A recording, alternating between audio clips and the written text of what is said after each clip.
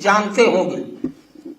यह उनका एक नारा है थोथा, अगर सबका साथ का ज्ञान होता तो सबके साथ की बात करते। सबका साथ तो ले लिया, लेकिन सबके साथ है भाजपा?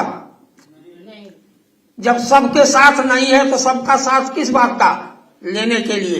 क्योंकि जनता को वो साधन मानते हैं। भारतीय जनता पार्टी के लिए जनता क्या है? साधन। और समाजवादी पार्टी के लिए जनता क्या है? साधन भी है और साध्य भी है। वही पूजनीय है, वही वंदनीय है, वही सब कुछ है।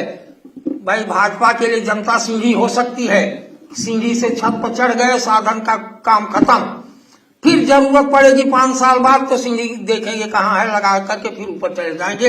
यह काम भाजपा करती है, क्योंकि उनके लिए जनता या वोटर उनके वोट के साधन हैं, उनके लिए साध्य नहीं है।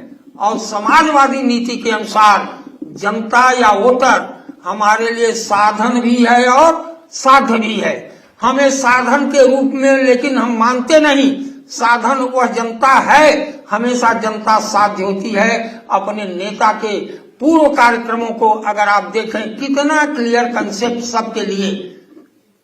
यानी समाजवादी पेंशन योजना प्रारंभ करने वाले प्रथम मुख्यमंत्री, लैपटॉप युवाओं के लिए यह प्रथम मुख्यमंत्री, और भारत ही नहीं पूरी दुनिया में 100 डायल नंबर का कंसेप्ट देने वाला अगर कोई है तो हमारे नेता माननीय राष्ट्रीय अध्यक्ष अखिलेश यादव जी थे। कि हम जनता पुलिस के द्वार नहीं, पुलिस अपने आप जनता के दरवाजे जाए, यह कंसेप्ट है 100 डायल का। और भाजपा ने अपना कंसेप्ट क्लियर कर दिया। भाजपा क्या करती है? नाम बदलती है तो बदल दिया। सब चीज का नाम बदल रहा है तो 100 नंबर डायल का भी नाम बदल दिया, और अपना काम उसमें गिना लिए होंगे कि 112 नंबर हमने चालू किया, तो 112 नंबर में एक भी गाड़ी खरीदी गई क्या? नाम बदला गया। और फायर ब्रिगेड का नाम बदला गया, एम्बुलेंस का भी नाम बदला गया।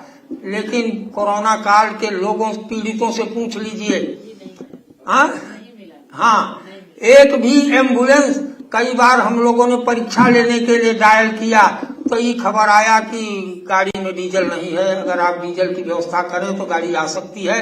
और जब किसी ने कह दिया कि हाँ डीजल की व्यवस्था कर देंगे, तो कहे नहीं अभी ड्राइवर बुलाना पड़ेगा किराए का, उसका ड्राइवर तो छुट्टी पे चला गया है या कोरोना हो गया है, उसका किराया भी आपको देना पड़ेगा।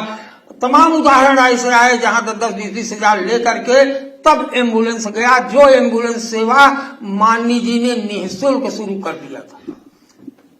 तो इस तरह का विजन, इस तरह का कंसेप्ट अगर किसी नेता में है, प्रायः चट्टी चौराहे पर हम लोग भी रहते हैं, सामाजिक प्राणी है, चर्चा होती है, आम आदमी के जबान से यह निकल आता है कि भाई अखिलेश जी बड़े अच्छे हैं। तो मैं यह कहता हूं कि भाई बड़े अच्छे हैं, जीवन में नित्य प्रति आप चुनाव करते हो। सवेरे उठेगा चुनाव करेगा, अच्छी चाय आवे, अच्छा भोजन आवे, अच्छा कपड़ा आवे, सब अच्छा। सब्जी खरीदने गया तो अच्छी अच्छी चीज उसको खरीदेगा छांट के। और जब नेता का चुनाव करना हुआ तो कहते हो अखिलेश जी अच्छे हैं, और चुनाव खराब का क्यों करते हो भाई? अपने भाग्य विधाता के चुनाव में, कि जो आपके प्रदेश का भाग्य विधाता होगा, जैसे रूप में चाहेगा प्रदेश चलेगा। आप कहते हो डिस्कशन में कि अखिलेश जी बहुत अच्छे हैं, और चुनाव खराब का करना, यह हित अनहित तो पशु पक्षी जाना। हम लोगों ने तो यही पढ़ा है कि पशु और पक्षी को भी अपना प्रॉफिट एंड लॉस, हानि लाभ, हित अनहित पता होता है, और भारत के मतदाता नागरिकों को यह नहीं पता है। तो हमारा दायित्व है, हम समाजवादियों का, कि उनके कान तक, उनके दरवाजे जाकर के उनकी अच्छाइयों को बताना पड़ेगा, समाजवादी नीतियों की, कि यह है। यद्यपि समझने में बड़ा टाइम लगेगा, आदमी समझ जाता है।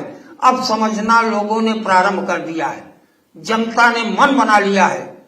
जगह जगह विजय यात्रा या माननीय जी की जो भी यात्राएं रही, यह लगा कि जनता ने मन बना लिया है।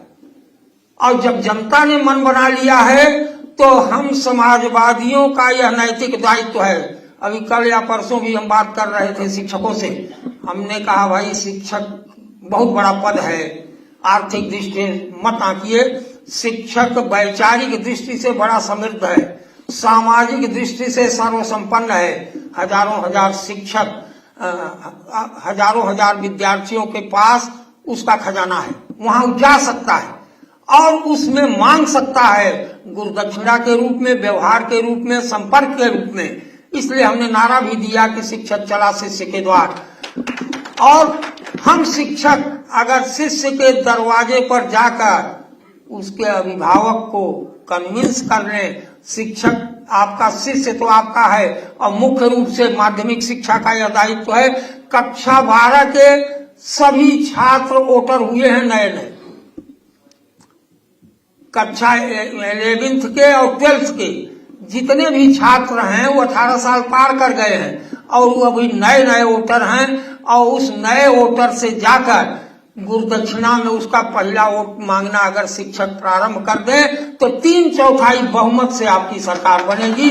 यह काम शिक्षकों को करना ही पड़ेगा। और दूसरा अनुरोध है, कृतज्ञता ज्ञापित करोगे, पुरानी पेंशन लोगे और वित्त विहीन शिक्षकों को सम्मानजनक मानदेय सब मिलेगा, शिक्षा मित्रों की बहाली होगी, मदरसा शिक्षकों का बकाया भुगतान होगा, आश्रम पद्धति के शिक्षकों का भी भुगतान होगा। आशा अगर करते हो, आशा भरी नजरिए से देखते हो तो बैठ के देखना बंद करो आप, कि अपने दरवाजे बैठ करके गपाष्टक करना, उपदेश देने का अब समय नहीं, अब काम करने का समय है।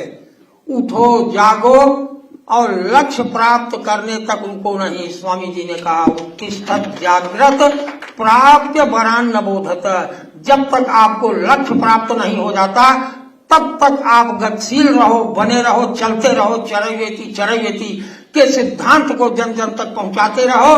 और अपने शिष्यों से गुरुदक्षिणा में उनका एक वोट मांगने का काम अगर हमारा शिक्षक कर देगा तो अपना भविष्य तो सुधार लेगा, समाज और परिवार का भी भविष्य वो सुधार पाएगा।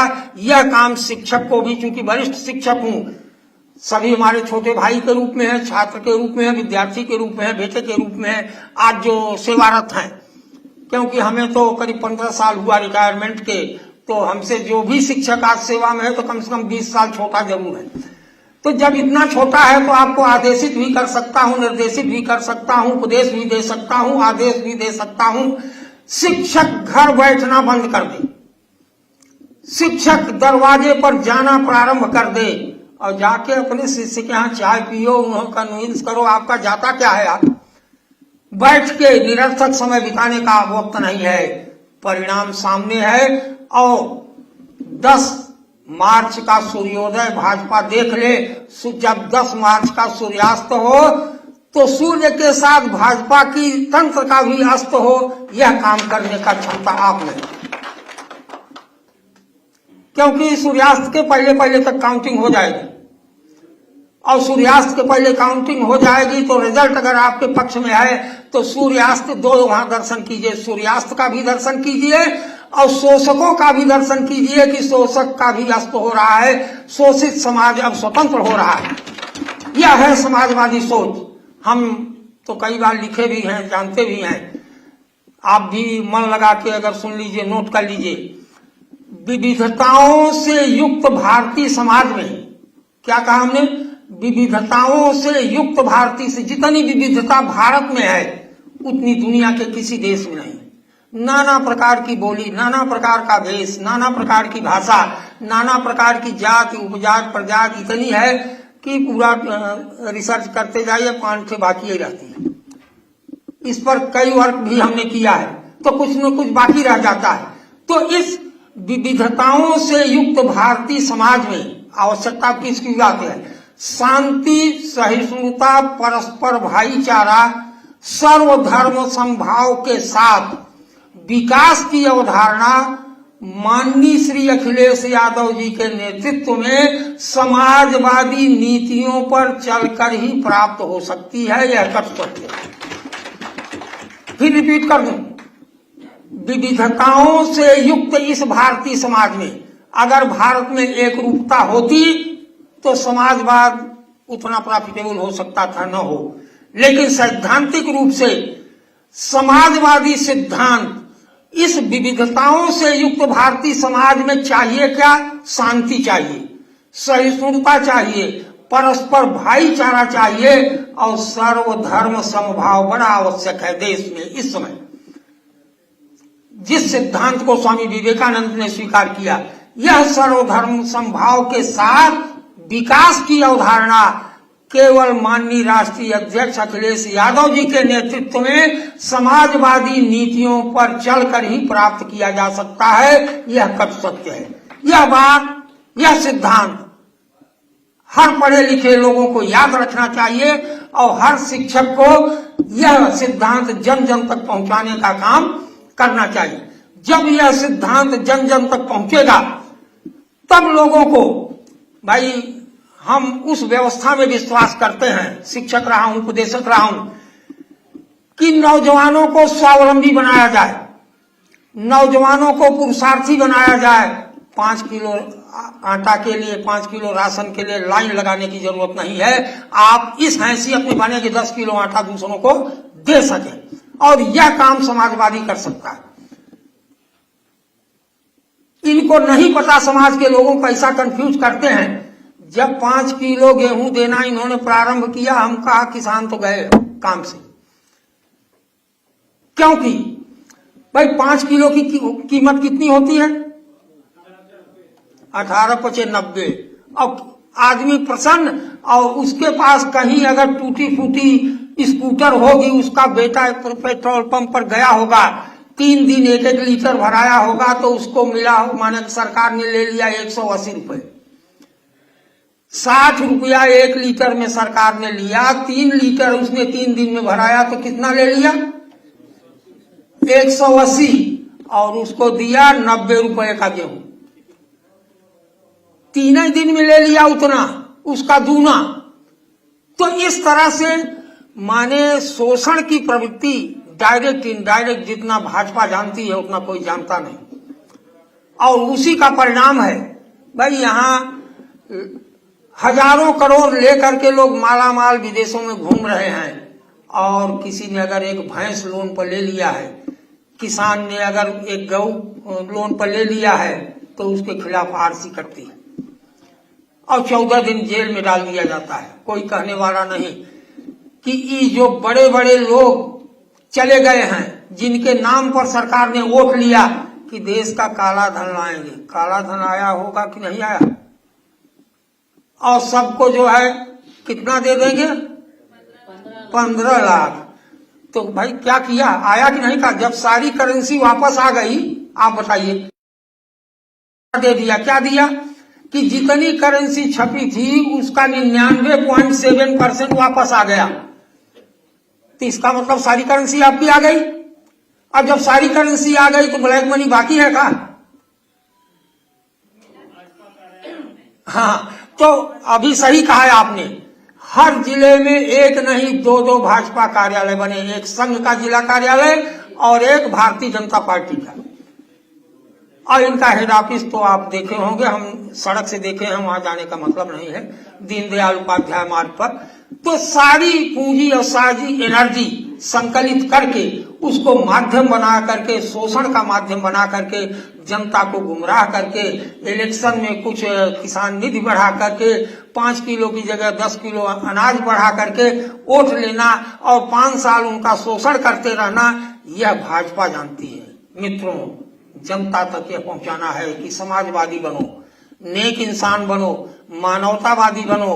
धर्म और इसके मजहब यह व्यक्तिगत चीज है, इसमें भाई कोई भी मजहब लड़ना नहीं सिखाता। हमने धर्म पर, रिलीजन पर बड़ा काम किया है, 3-4 PhD भी कराया है, कंपैरेटिव रिलीजन पर भी काम किया है, कुरान शरीफ भी पढ़ा है, रामायण महाभारत तो कोई बात ही नहीं, बाइबल भी पढ़ा है। सब में कहीं कोई डिफरेंस नहीं है सैद्धांतिक रूप से। भ्रम यह नेता फैलाते हैं, यह भाजपा ही फैलाते हैं। इस्लाम मजहब का ईमान और हिंदू मजहब का, हिंदू धर्म का परोपकार और ईसाई मजहब का प्रेम, इन तीनों में कोई अंतर नहीं होगा क्रियान्वित किया जाए तो। अगर कोई God is love and love is God, ये बाइबल का अंतिम निचोड़ है। ईसाई धर्म कहता है कि ईश्वर प्रेम है, प्रेम ही ईश्वर है। समाज में प्रेम करो तो ईमान आएगा कि नहीं आएगा?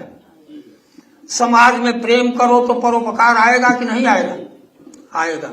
और अगर हिंदू मजहब का परोपकार पुण्याय पापाय परपीड़नम, परोपकार से बढ़िया कुछ नहीं होता, तो अगर आप परोपकार करेंगे तो उससे एलर्जी होगी कि प्रेम होगा? भाई जिसका आप उपकार करोगे उससे अपने आप ही प्रेम होगा। और जब परोपकार करने जा रहे हो तो ईमान आएगा कि गैर ईमान आएगा? तो इसलिए चाहे ईमान धारण कीजिए या प्रेम धारण कीजिए या परोपकार स्वीकार कीजिए, कहीं कोई डिफरेंस नहीं है। डिफरेंस वैचारिक है। और यह डिफरेंस, अरे भाई उदाहरण दे दूं छोटा सा। अगर 3 लोग बैठे हैं, हम एक लड़के से कहें 1 गिलास पानी लाओ, दूसरे से कहेंगे 1 गिलास वाटर लाओ, तीसरे से कहेंगे 1 गिलास नीर लाओ, तो क्या लाएगा? वही पानी लाएगा और कहीं अंतर नहीं है। तो यह भाषागत अंतर है। खुदा कहो, अल्लाह कहो, ईश्वर कहो। इसीलिए गांधी ने इसको स्वीकार किया कि ईश्वर अल्लाह एक ही नाम, सबको सन्मत दे भगवान। यह गांधी का देश है, विवेकानंद का देश है। हम मजहब और धर्म के नाम पर गुमराह करने वालों को खैर नहीं, ऐसा आपको संदेश देना चाहिए। भाई जहां करोड़ों लोग, स्वामी विवेकानंद जब पूरी दुनिया में सम्मानित होकर के वहां धर्म संसद के बाद जब वीवीआईपी गेस्ट हाउस में उनको रोका गया और रात में मखमली बिछौने छोड़ करके जमीन पर बैठे रहे, रो रहे थे। पत्रकार लगे थे, सवेरे पत्रकारों ने पूछा कि स्वामी जी क्या कष्ट? कहे कष्ट कुछ नहीं, जिस मुल्क का मैं प्रतिनिधि हूं उसकी याद आ गई। वहां करोड़ों लोग बिना खाए सो गए होंगे, करोड़ों लोगों को बिछौना नहीं मिला होगा और करोड़ों लोग हॉस्पिटल में कराह रहे होंगे। उस मुल्क का प्रतिनिधि अमेरिका के शिकागो के वीवीआईपी गेस्ट हाउस में मखमली बिछौने पर सोए, हमारा अधिकार नहीं है। हमारे समाजवादी आदर्श हैं स्वामी विवेकानंद। अरे विवेकानंद की बात तो भाजपा वाले करते हैं। विवेकानंद पूंजीवाद के बड़े विरोधी थे, यह बात हम उनको बताना चाहिए। तो अम्बेडकर की भी बात करते हैं। हाँ, तो लेकिन हम समाजवादी पहले पकड़े तो हम समाजवादियों के धार्मिक आदर्श, आध्यात्मिक आदर्श हैं स्वामी विवेकानंद। समाजवादी आदर्श है डॉक्टर राम मनोहर लोहिया। और वर्तमान समाजवादी नीतियों के संस्थापक आदर्श हैं माननीय नेताजी, जिन्हें माननीय मुलायम सिंह यादव आप कहते हैं। इतिहास साक्षी है, गुलाम भारत में नेताजी जैसा सम्मानजनक शब्द एक आदमी को मिला, नेताजी सुभाष चंद्र बोस न। लेकिन आजाद भारत में नेता तो बहुत पैदा हुए, प्रधानमंत्री हुए, राज्यपाल हुए, गवर्नर हुए, मुख्यमंत्री हुए, बहुत हुए। लेकिन जनता ने यह नेताजी जैसा सम्मानजनक शब्द किसी को नहीं दिया। सुभाष चंद्र बोस गुलाम भारत में थे, लेकिन आजाद भारत में एकमात्र यह सम्मानजनक शब्द अगर किसी को दिया तो माननीय नेताजी को दिया। जनता का यह भाव एक तरह तो बड़ा अच्छा है, लेकिन जनता भाई भारत की बड़ी सीधी सच्ची है, बरगलाने में आ जाती है। उस बरगलाने को आप कैसे मिटाओगे, यह समाजवादियों का काम है। समाजवादी सिद्धांतों को जन जन तक पहुंचाइए। समाजवाद की डिफिनीशन को बता दूं, each according to his ability and each according to his work. हर एक को योग्यता और काम के अनुसार मिले, यही सोशलिज्म है। हर आदमी को each according to his ability and each according to his needs, this is the real definition of communism. साम्यवाद की परिभाषा क्या है कि हर किसी को उसकी योग्यता और आवश्यकता के अनुसार मिले, यह साम्यवाद है। साम्यवाद वर्तमान परिवेश में संभव कम लगता है। जिन दिनों साम्यवाद का बड़ा प्रचार प्रसार प्रारंभ हुआ था, कार्ल मार्क्स दुनिया में परिवर्तन ला रहा था, उन्हीं दिनों बीएचयू में सेमिनार हुआ था। At that time I was student.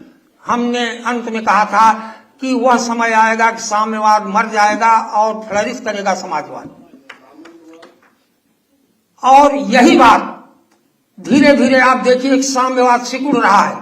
साम्यवाद आवश्यकता और काम को महत्व देता है, आवश्यकता को महत्व देता है और योग्यता को, और समाजवाद योग्यता और काम को महत्व देता है। तो each according to his ability and each according to his work, this is the real definition of socialism. यही समाजवाद की परिभाषा है। हर आदमी को काम के बदले में उसका पारिश्रमिक मिलना चाहिए, और उसी पर आश्रित है समान वेतन का सिद्धांत, समान काम समान वेतन का सिद्धांत। और इन तमाम सिद्धांतों को अगर भावी दुनिया में लागू करना है, भावी भारत में लागू करना है, तो उत्तर प्रदेश के अभूतपूर्व मुख्यमंत्री और देश के भावी प्रधानमंत्री माननीय अखिलेश जी जिस पार्टी के संरक्षक हैं, संवाहक हैं, नेता हैं, उस पार्टी का नाम है समाजवादी पार्टी। और उस पार्टी की नीतियों को और माननीय राष्ट्रीय अध्यक्ष जी के द्वारा किए गए कार्यों को तथा संकल्प पत्र में गिनाए गए कामों को, क्योंकि कथनी और करनी का अंतर भाजपा में है, समाजवादी पार्टी में नहीं। समाजवादी पार्टी या समाजवादी नीति और समाजवादी हमारे नेता ऐसे हैं कि उन्होंने जो कहा सो किया। नेताजी के जमाने में भी शिक्षक हितों का काम हुआ है। अब आते हैं अपने टॉपिक पर, शिक्षक हितैषिता का काम अगर किसी सरकार ने किया है तो समाजवादी पार्टी ने किया है। राजकीय महाविद्यालयों में रेगुलराइजेशन का काम संविदा शिक्षकों का, वित्त विहीन विद्यालयों को मानदेय देने का काम, और माननीय हमारे राष्ट्रीय अध्यक्ष महोदय ने तो राजकीय महाविद्यालय के कई हजार संविदा शिक्षकों को नियमित सेवक बना करके प्रोफेसर बना दिया। शिक्षा मित्रों का तो सब जानते हैं, शिक्षा मित्रों को बहाली करने का काम अगर कोई कर सकता है तो हमारे राष्ट्रीय अध्यक्ष जी ही कर सकते हैं। भाई जो किया है उसी से अपेक्षा करोगे ना, जो किया है वह कर सकता है, तो बैठ के अपेक्षा करने से काम नहीं चलेगा मित्रों। अरे हम लोग बुजुर्ग आदमी आपको बता सकते हैं, लेकिन एक बात जान जाओ, हनुमान जी बैठे रहते अगर जामुन तो वहां सिखाते न तो, और न हनुमान जी लंका जाते, न सीता का पता लगता, न राम रावण युद्ध होता। तो जामवंत मंत्री अति बूढ़ा, जामवंत ने कहा कि काच उपसाद रहा बलवाना। जब उन्होंने ललकारा तब तो हम आपको ललकारने आए हैं, इस चैनल के माध्यम से नौजवानों को बताने आए हैं कि नौजवान साथियों, अपना भविष्य और अपनी आगे आने वाली पीढ़ी का भविष्य आपको ध्यान रखना होगा। आपकी तो बीत जाएगी, क्योंकि आपके बुजुर्गों ने देश के लिए काम किया है, आपके बुजुर्गों ने आजादी की लड़ाई लड़ी है और डेमोक्रेसी लाया है, और वह डेमोक्रेसी, वह लोकतंत्र आज खतरे में है। अब खतरा पैदा करने वाले अगर आप नहीं हटा सकते तो उनका विरोध तो कर सकते हो। आज लोकतंत्र खतरे में है, तो लोकतंत्र जब खतरे में है तो लोकतंत्र को बचाने का काम सबसे पहला दायित्व है शिक्षकों का, कर्मचारियों का। यह जा के जग जग पहुंचाए। आज न्यायपालिका, रिजर्व बैंक, सीबीआई सभी कुछ खतरे में है, सभी दबाव में हैं। अरे एक समय तो अभी अखबार में पढ़ा 4-6 महीना पहले, उच्चतम न्यायालय के वरिष्ठ न्यायाधीशों ने पत्रकार वार्ता के माध्यम से क्या बता दिया था, याद है? हाँ, क्या बताया कि भारत का लोकतंत्र खतरे में है। भाई इतने वीआईपी लोग बता गए, आप लोग नहीं माने, मान जाना चाहिए। और मान जाना चाहिए तो जो खतरा पैदा करने वाले लोग हैं उनको हटाना चाहिए कि नहीं? तो जब उनको हटाना चाहिए तो आपको लगन से लगना चाहिए। जब तक आप लगन से नहीं लगोगे, वो हटने वाले लोग नहीं हैं, बड़े मायावी हैं। तो ऐसे लोगों से माया से आप लड़िए। जो जैसा हो उसके साथ माया चारो, माया वर्तितव्य साध्वाचारो, साधुता प्रतिपेय। अगर आपकी लड़ाई मायावियों से है तो माया का आप भी प्रदर्शन करें, और अगर आपकी लड़ाई ईमानदारों से है तो इसको करें। भारतीय जनता पार्टी से देश को खतरा, संविधान को खतरा, लोकतंत्र को खतरा। शिक्षक साथियों, उठो, जागो, लक्ष्य तक प्राप्त करो। हम पुनः अपने राष्ट्रीय अध्यक्ष माननीय राष्ट्रीय अध्यक्ष जी के प्रति पुरानी पेंशन और वित्त विहीन शिक्षकों को सम्मानजनक मान दे देने के लिए लाखों सैकड़ों हजारों परिवारों लाखों शिक्षकों और कर्मचारियों की ओर से पुनः नमन करता हूं, हार्दिक कृतज्ञता ज्ञापित करता हूं, साधुवाद देता हूं और सभी शिक्षकों को आह्वाहित करता हूं कि सब लोग लग जाएं और बूथ के दिन बूथ पर अगर शिक्षक खड़ा हो जाए तो 5 वोट बढ़ जाएगा। यह मानते हुए आप सरकार बनाने में सहयोगी बने। एक वाक्य और कह देना चाहता हूं कि एक समय था भगवान कृष्ण ने जन कल्याण के लिए गोवर्धन उठाया था। किसके लिए उठाया था? हाँ, अपने को बचाने के लिए नहीं। तो जन कल्याण के लिए गोवर्धन उठाया था तो तत्कालीन समाज के लोगों ने लठिया लगाया था। लठिया से गोवर्धन रुकने वाला नहीं था, लेकिन लठिया लगाने वालों को संतोष था कि हमने भी लठिया लगाने का काम किया। तो माननीय राष्ट्रीय अध्यक्ष महोदय ने समाजवादी सिद्धांत का गोवर्धन भारत और प्रदेश के जन कल्याण के लिए उठा लिया है। आप सभी लठिया लगाने का काम करें, आत्मसंतोष करें कि आप भी कुछ कर रहे हैं। सरकार बनाइए, माननीय जी को पुनः 11 तारीख को मुख्यमंत्री बनाने में अपना जी तोड़, समय बहुत कम बचा है, सुबह शाम लग जाइए। और शिक्षक साथी यहाँ भी बैठे हैं, सबको कह देना चाहता हूँ, शिष्य के दरवाजे पर जाइए, उनसे गुरुदक्षिणा में वोट मांगिए। बहुत बहुत धन्यवाद। जय समाजवाद, जय समाजवाद। यूपी का ये जनादेश आ रहे हैं अखिलेश।